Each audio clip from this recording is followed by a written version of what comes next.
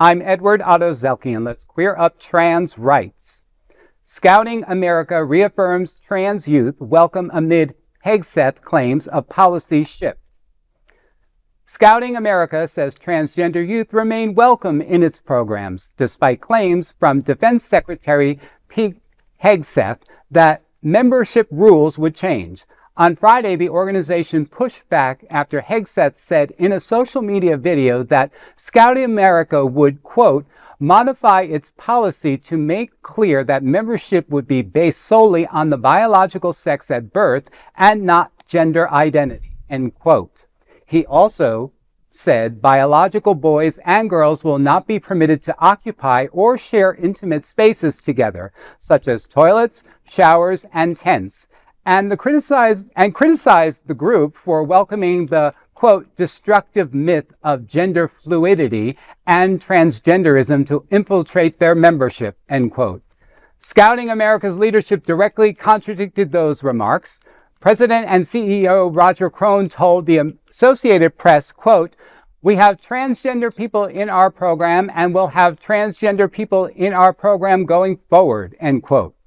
In a memo to members, Crone wrote that the eligibility requirements are unchanged and that Scouting will welcome and serve all youth with existing registration and youth protection policies remaining in place, while announcing another program changes, new merit badges, and the dissolution of its DEI committee. Crone emphasized that membership rules governing who can join are not being altered. The organization recently rebranded as coeducational and says it now serves nearly 1 million youth nationwide. Well, that is some sort of positive news that we are resisting. But, I am concerned that, with the dissolution of the DEI, that, how are we protecting our trans kids in those moments? And how are we educating our leaders to be sensitive to them? So, it's kind of a little bit of a double-edged sword, this, but it is making progress. When men in power start targeting trans kids, that's not policy. That's all politics, okay? And I'm glad that Scouting America is saying not today, right? But nearly 1 million young people are watching how us adults show up right now, and inclusion shouldn't just be a trend. It should just be their responsibility to be. Mm-hmm. Just be. I just imagine those queer kids, those LGBTQIA kids in that, that's fellowship, that's growth, that's helping them evolve and be better humans. Yeah. And they need that and they deserve that. But they also deserve to be in a place where they have their dignity and where they're safe. 150%.